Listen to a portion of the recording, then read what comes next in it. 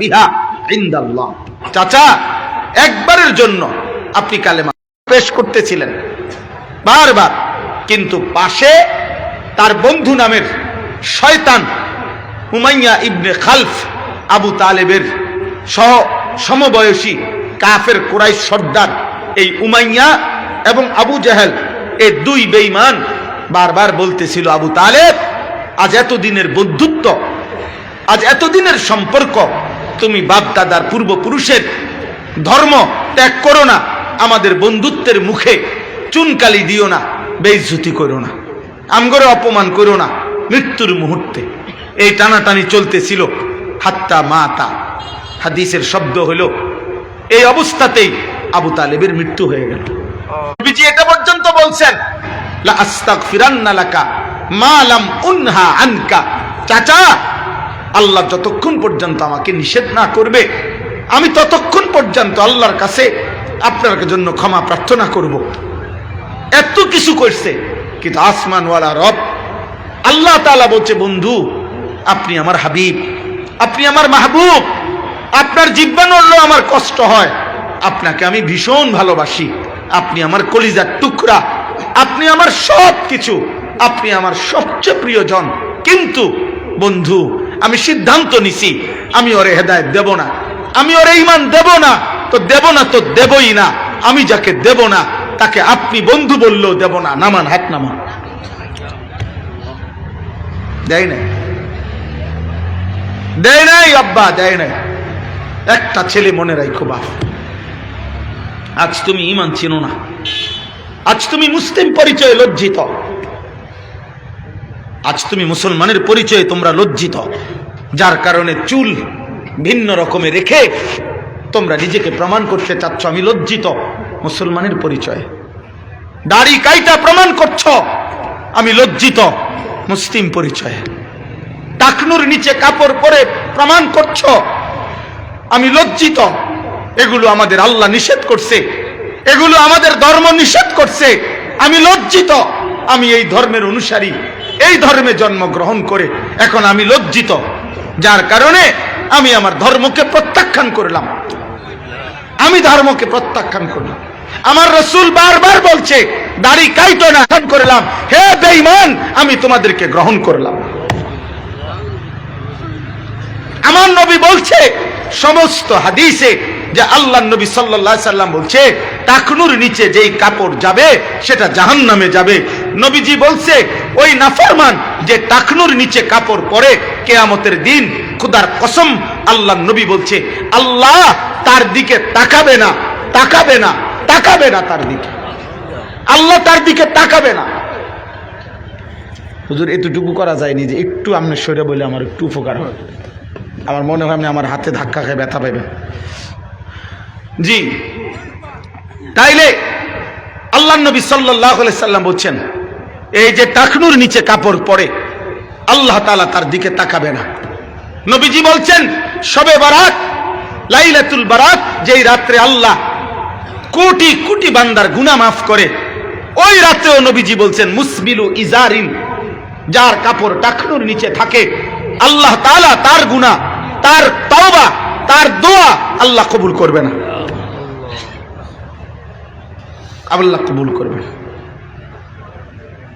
সাহাবায়ে কেরাম যখন বলতেন যে আমরা নবী সাল্লাল্লাহু আলাইহি সাল্লামের চেহারা মুবারকের দিকে যখন তাকাইতাম, তো আমাদের মনে হইতো আমরা যেন আল্লাহর কোরআন দুই ভাবে পড়ি।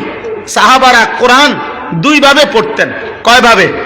এক, এই কোরআন যেটা আলফাজ নাজিল হয়েছে আল্লাহর পক্ষ থেকে, এটাও সাহাবারা দেখে দেখে কোরআন পড়তেন। আর খোদার কসম, সাহাবারা বলতেন আল্লাহর নবীর চেহারা মুবারকের দিকে তাকাইও আমরা যেন কোরআন পড়তাম। ওই চেহারাটাই ছিল যেন কোরআন, ওই চেহারা মুবারকে ছিল কোরআন। সেই পবিত্র চেহারা তো দাড়িওয়ালা ছিল, সেই পবিত্র চেহারার চুল তো আব্বা এমন ছিল না, এমন ছিল না। তুমি প্রত্যাখ্যান করলা, তুমি লজ্জিত, তুমি লজ্জিত। অথচ তুমি জানো না আবু তালেবের জন্য ঈমান আল্লাহর বন্ধু পর্যন্ত নিতে পারে না। সেই ঈমান আল্লাহ তোমারে দিছিল। ওই দেখেন ওই বসে বসে মোবাইল টিপে। হ্যাঁ এই যে আকাম লাজে, হ্যাঁ আসছে তো দুনিয়া আকামের জন্য, বুঝলেন না? জীবনটাই তো দিছে শয়তানে, বেঈমানে বলে দিছে চুল ফিরাইবি, মন চাইলে খাড়াইয়া মুদবি, মন চাইলে বইয়া মুদবি, মন চাইলে যেখানে সেখানে ছবি তুলবি, কোনো ভদ্রতা, কোনো আখলাক, কোনো কারো নিষেধ তোর কিছুর দরকার নেই, তোর মনে যা চায় তার নাম জীবন। চলে যাও মিয়া, রাগ করে চলে যাও আমার লগে, তুমি সরে গেলে আরেকজন দাঁড়াইতে পারবে। ফালতু কোথাকার, লজ্জা শরম থাকা উচিত বেটা, হায়া থাকা দরকার বেটা। মুসলমানের বাচ্চা বোঝা উচিত আমি মুসলমান বেটা, আমি পাগল না, ছাগল না। আমি ইহুদির কাছে হারবো কেন? একটা চুলের কাছে হেরে গেলি বেটা, তোরা কিসের মুসলমান বেটা? যুদ্ধ করবি কেমনে বেটা? জীবন দিবি কেমনে বেটা? দুশ্মনের চুলের কাছেই তো হেরে গেলি, দুশ্মনের দেওয়া মোবাইলের নর্তকীর কাছেই তো হেরে গেলি। কা পুরুষ বেটা, তোকে দিয়ে হবে কি বেটা?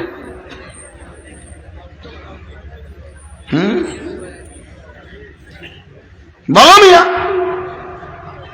ইনসাফ করো বেটা, ইনসাফ করো।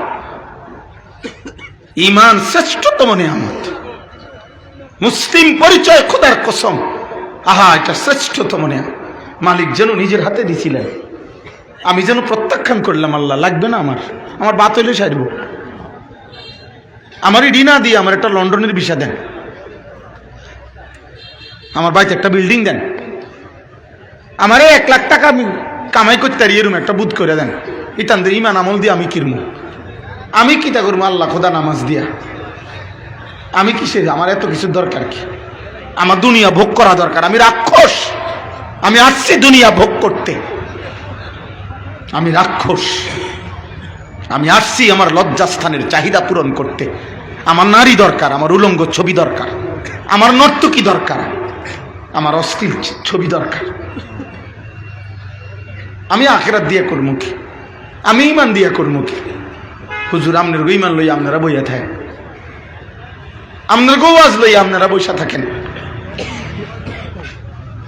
অথচ ইমান শ্রেষ্ঠতম নিয়ামত। বাপ রাসূলুল্লাহ সাল্লাল্লাহু আলাইহি সাল্লামের হাত আল্লাহ নামায় দিছে, বন্ধু আমি দেব না।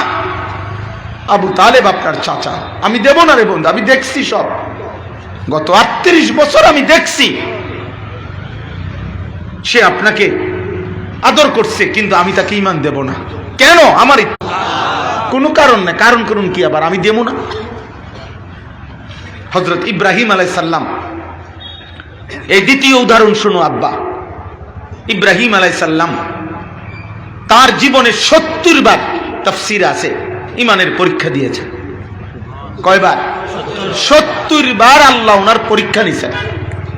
ওয়া ইযিবতালা ইব্রাহিম রাব্বুহু বিকালিমাতিন ফাতাম্মাহুন্না, এই আয়াতের তাফসীরে আছে। আল্লাহ বলছেন ইব্রাহিমকে আল্লাহ বারবার পরীক্ষা নিয়েছেন। ছোট্টবেলায় আল্লাহ পরীক্ষা নিছেন, ইব্রাহিম আমি দেখতে চাই মা বাবার মূর্তি পূজা দেখে তুমি মূর্তিকে সেজদা করো নাকি আমি আল্লাহকে ডাকো। ইব্রাহিম আলাইহিস সালাম প্রমাণ করছে সেই ছোট্টবেলায় 12 বছর বয়সেই তিনি বাবা মার সামনে, মূর্তির সামনে মাথা নোয়ায় নাই, রবের সামনে মাথা নোয়াইছে। রবের সামনে পরীক্ষায় উত্তীর্ণ। ছোট্টবেলায় ওনার আব্বা ওনারে বলছিল, ইব্রাহিম তুমি যদি আমি তোমারে লা আরজুমান্নাকা ওয়াহজুরনি মালিয়া, কোরআনের আয়াত, আমি তোমাকে পাথর মেরে মেরে ফেলবো, তেজ্য পুত্র করে দেব। তিনি বলছেন আব্বা আমি আপনাকে ছেড়ে দিলাম, ওয়া আদউ রাব্বি, আল্লাহকে ডাক দিলাম, আমি মূর্তির গোলামি করব না আব্বা। এইভাবে একটা একটা করে আগুনের কুণ্ডুলি, ইসমাইলের গলায় ছুরি, গর্দানে ছুরি, সর্বপ্রথম খতনা, এই পৃথিবীতে সর্বপ্রথম খতনা বোঝেন তো না? এই খতনা করাইছে সর্বপ্রথম, এই হুকুম আল্লাহর এই বিধান প্রথম আল্লাহ তাআলা ইব্রাহিম আলাইহিস সালামের মাধ্যমে বাস্তবায়ন করাইছে। সর্বপ্রথম দাড়ি চুল সাদা হইছে মানুষের ইব্রাহিম আলাইহিস সালাম।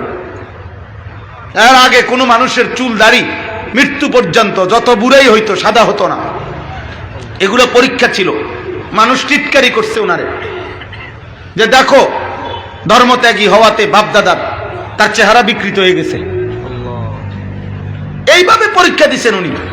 70টা পরীক্ষা দিয়ে ইব্রাহিম আলাইহিস সালাম সেই পরীক্ষিত নবী, আল্লাহ তাআলা যাকে বলছেন বন্ধু, আমি আপনাকে ওয়াত্তাখাযাল্লাহু ইব্রাহিমা খলিলা, আমি আপনাকে বন্ধু বানাইলাম। ইন্নী জাইলুকা লিন্নাসি ইমামা, আমি আপনাকে পৃথিবীর ইমাম বানিয়ে দিলাম, মানুষের ইমাম। কিন্তু সেই ইব্রাহিম নবী, আব্বা শুনো, সেই ইব্রাহিম নবী যিনি আল্লাহর খলিল, আল্লাহর বন্ধু, যিনি জগতের ইমাম, আল্লাহ তাআলার কাছে তিনি এত প্রিয় ছিলেন, এই ইব্রাহিম নবী কোরআন শরীফে আছে ওনার আব্বা এই আজরকে কালেমা পড়াইবার জন্য খোদার কসম এত বেশি আহাজারি করছে, কাকুতি মিনতি করছে, কত ভাবে যে উনি ওনার আব্বাকে বলছে, বুঝাইতে চাইছে, আল্লাহর কাছে দোয়া করছে, বাপেরে বুঝাইছে, ইয়া আবাতি ইয়া আবাতি ইয়া আবাতি ইয়া আবাতি। কোরআন শরীফে এভাবে বহু আয়াত আছে যেখানে ইব্রাহিম আলাইহিস সালাম একটু পর পরে তার বাবাকে বলছে, হে আমার আব্বা, হে আমার আব্বা, হে আমার আব্বা। আব্বা কালেমা পড়েন, কালেমা পড়েন, কালেমা পড়েন আব্বা।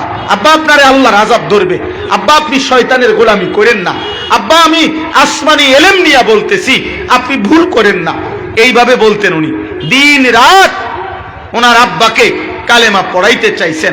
আবার কোরআনে আছে আল্লাহর কাছে হাত তুলছেন, ওয়াগফিরলি আবি, আব্বা আল্লাহ আমার আব্বারে মাফ করে দেন না, উনি জাহান্নামী হয়ে যাবে, উনারে ঈমান দেন, উনারে ঈমান দেন।